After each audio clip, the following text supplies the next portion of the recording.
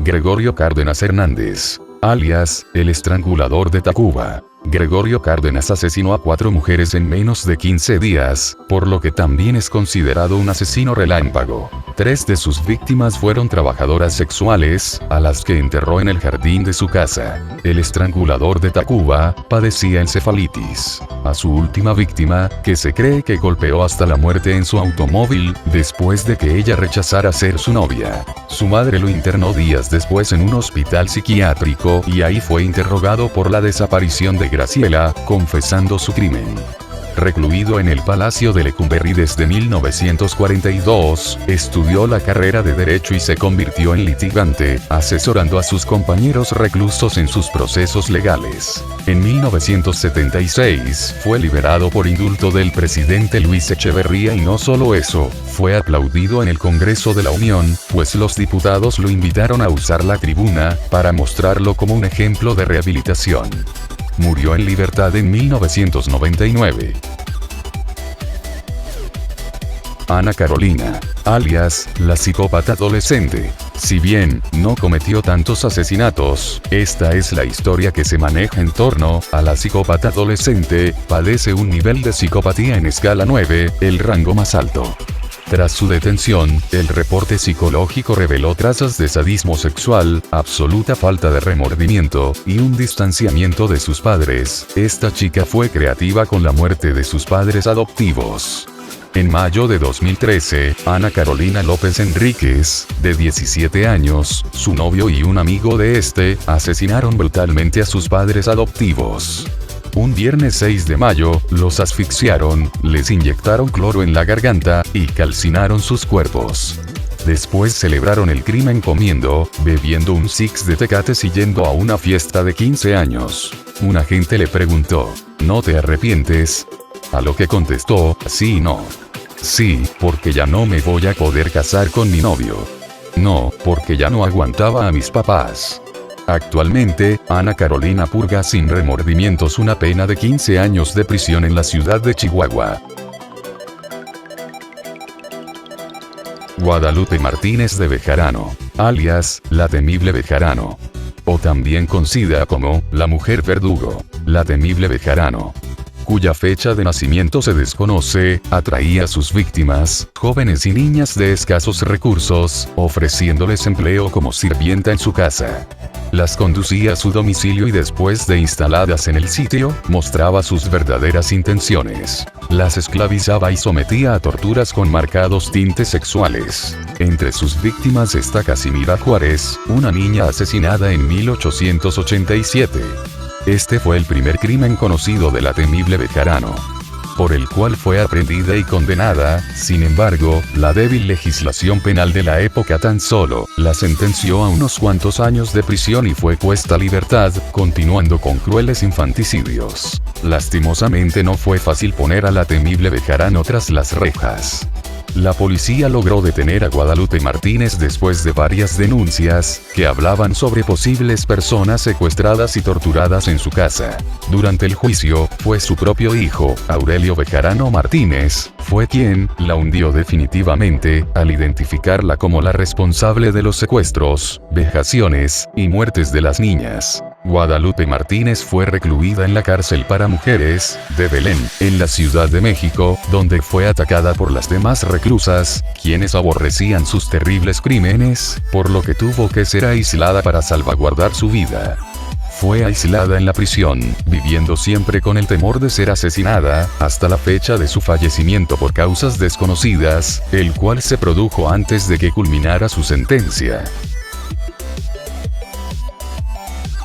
La secta de los hermanos Hernández. Los hermanos Santos y Cayetano Hernández formaron una secta con la idea de estafar a todo un pueblo.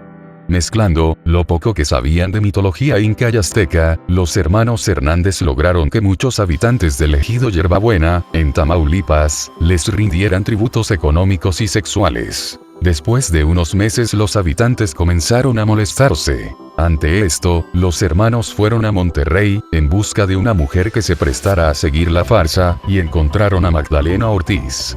Ella junto con su hermano Eleazar Ortiz, siguieron la farsa de que ella era la reencarnación de una diosa. Al poco tiempo, Magdalena creyó que en realidad era una diosa, y cuando dos seguidores quisieron salirse, ella los condenó a la pena de muerte. A Magdalena Solís, según cuentan, sacrificó a varias personas en su idea de ser una diosa. La secta terminó en 1963 después de que la policía arrestara a Magdalena y Eleazar Ortiz. Santos Hernández se resistió al arresto y murió en la balacera. Su hermano Cayetano fue asesinado por uno de los miembros de la secta. En el caos de la pesquisa, decidió que quería poseer una parte del cuerpo del sacerdote.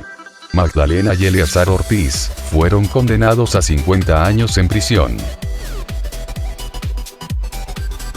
Fernando Hernández Leiva, alias Pancho López, confesó en 1986, cuando fue arrestado, haber asesinado a más de 33 personas. De acuerdo al examen psicológico que le realizaron a este asesino serial, se concluyó que era un psicópata que mataba por satisfacción personal. Cuando la prensa le preguntó sus razones, dijo: "Los maté porque tenía que hacerlo. No sé hacer otra cosa". Hernández Leiva realizó sus crímenes en los estados de Morelos, Jalisco, Colima, Guanajuato, Michoacán y la Ciudad de México. Después de escapar 2 veces de prisión, Pancho López fue arrestado en Cuernavaca, Morelos en 1999. Ahí las autoridades lo acusaron de más de 137 asesinatos, 6 secuestros y varios robos.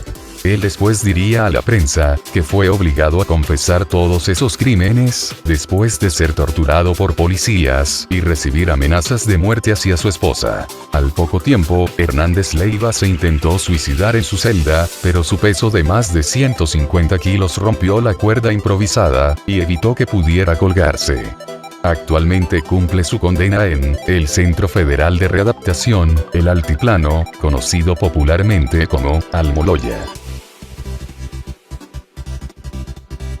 Adolfo de Jesús Constanzo y Sara Aldrete, alias los narcosatánicos. También conocido como narcosatánico de Matamoros, Adolfo de Jesús Constanzo fue un asesino serial y líder de la famosa secta de los narcosatánicos, un grupo que se dedicó a realizar sacrificios humanos y almacenar y distribuir droga en el norte de México. Constanzo se asentó en el rancho Santa Elena, en Matamoros, Tamaulipas, para realizar sus rituales y para almacenar y distribuir marihuana. Al narcosatánico se unió Sara Villarreal Aldrete, la madrina, quien también fungía como sacerdotisa. Pero en 1989 un joven de 22 años fue detenido mientras transportaba 10 kilos de marihuana. Después de ser interrogado, confesaría que era parte de una secta y llevó a los policías hasta el rancho. Así comenzó la búsqueda de Adolfo Constanzo, Sara Villarreal Aldrete y sus demás cómplices.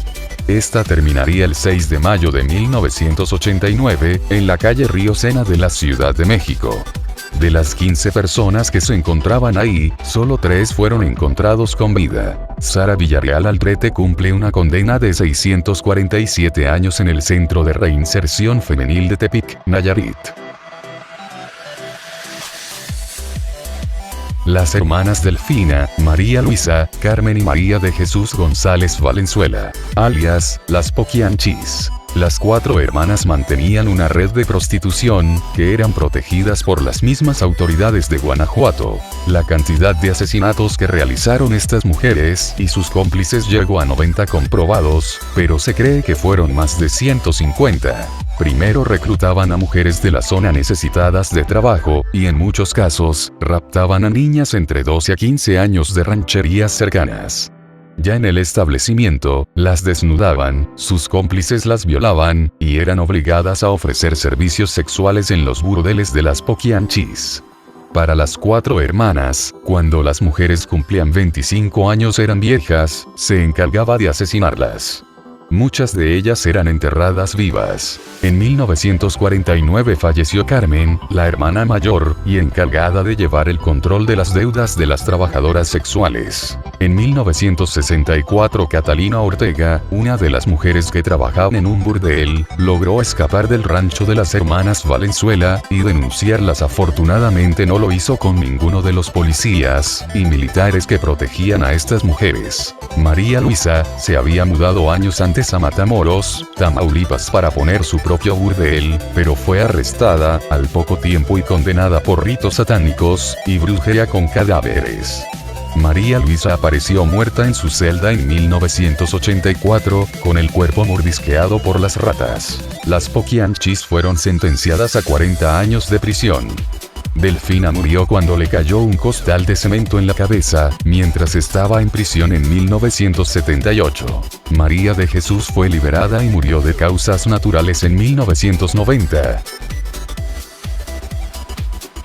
Felicitas Sánchez Aguillón, alias la ogresa de la colonia Roma, es probablemente una de las asesinas seriales más temidas de la historia. También conocida como la trituradora de angelitos, la descuartizadora de la colonia Roma o la espantasigüeñas, se cree que fue responsable de más de 50 infanticidios. Graduada como enfermera, Felicitas Sánchez ejercía como partera en la Ciudad de México, pero además realizaba abortos, un delito en la época, y traficaba niños, pero detrás de esto había una faceta aún más oscura. Las cañerías del edificio, ubicado en Salamanca 9, estaban tapadas frecuentemente y de su departamento salía humo negro, así como un olor desagradable. Torturaba a los infantes bañándolos en agua helada, o dejándolos sin comer por mucho tiempo. Sus ejecuciones eran aún más atroces: asfixia, envenenamiento, apuñalamiento e inmolación. Una vez muertos, la trituradora de angelitos descuartizaba a los niños, tirando los restos a las alcantarillas. Cuando fue detenida en 1941, en su departamento se encontraron una gran cantidad de fotos de niños, que eran sus trofeos, junto a un cráneo infantil. Fue liberada después de 3 meses, se cree que, debido a la presión de su abogado, por revelar los nombres de mujeres relacionadas con la política, que se habían practicado un aborto. A los pocos días de libertad se suicidó con una sobredosis de Nemutal.